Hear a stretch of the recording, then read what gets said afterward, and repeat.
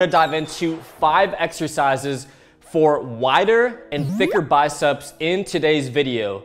Now, this is a very interesting topic because most traditional bicep exercises that involve supination of the wrists, aka your palms facing up on the curl, do a great job of building bigger biceps, but they are not the best choice for getting wide and thick looking biceps from the front. If you are just facing someone with your arms straight ahead, not flexed, actually widening and thickening your biceps from this front view takes a completely different approach than these traditional bicep movements. Take a look at your wrist circumference.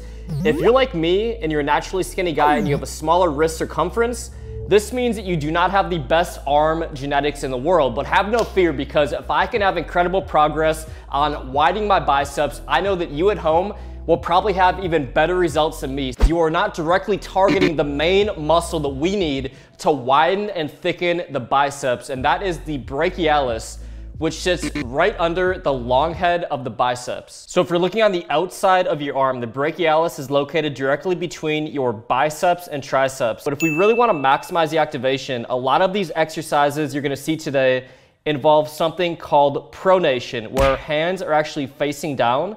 This is going to be the best way to increase activation in the brachialis. The first bicep exercise is a variation of the dumbbell hammer curl. I call it the iso hammer lean curl. Now, with this exercise, you're going to focus on going one arm at a time. You're going to rotate your shoulder back a little bit, and with the goal of that being to take activation away from the anterior deltoid and place more on the brachialis and the bicep muscles. So our hands are going to be at a neutral grip. You're going to really kind of stick your elbow on your side so you're not flaring your elbow out during the movement. And you're going to go 8 to 10 repetitions, very controlled, not ego lifting, not using your anterior deltoid to lift the weight, but really focusing on the brachialis. And also, you do not want to go all the way up on this lift. You want to focus more on the bottom portion of the movement, because this is where the brachialis activation is going to be at its highest. The body curls with a pronated grip. So make sure that you're keeping those palms facing down. You're going to lock in that elbow to your side, and you're really going to focus on going slow and controlled. And we're not going too high up. You want to stop right at about the height of your chest, and this is going to increase activation in the brachialis. So you're taking a lot of activation off the brachialis if you're going too high at the apex of every single rep. So we want to go 8 to 10 repetitions on the right side. Go into 8 to 10 repetitions on the third bicep exercise is pronated spider curls, and we're going to do a drop set with this to really increase the activation. So hands are going to be shoulder width apart. Hands completely pronated, that means palms facing down, and I recommend using an easy bar as it's a lot friendlier on your wrist.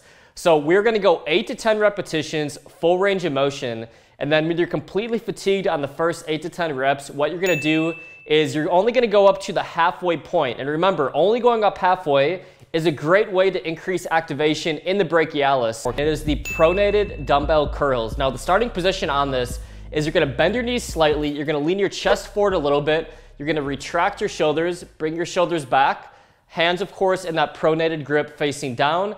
And there's really 2 different ways that I like to do this. And I'll go 2 sets the first way, and then I'll do 1 to 2 finishing sets the second way I'm going to show you. So the first way is just at a nice, fluid, normal pace, going nice and light. I go anywhere from 12 to 20 repetitions on this.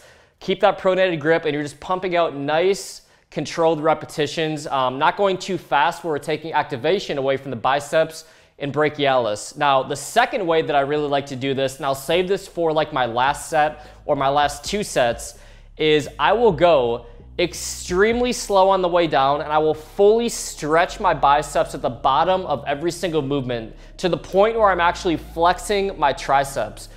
Try this out, and you guys will get the craziest bicep pump of your life.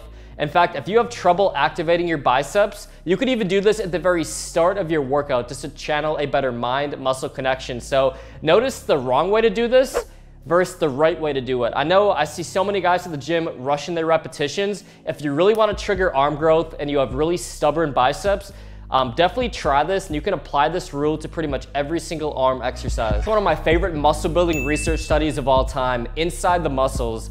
According to activation tests, The #1 best bicep mass builder in terms of mean activation is the weighted wide grip parallel pull-up. I've been incorporating this into my routine and it's been one of my favorite bicep mass builders. So if your biceps just lack size overall and you feel like they're lagging, definitely incorporate 5 to 10 sets of the wide grip parallel grip pull-up into your routine every single week.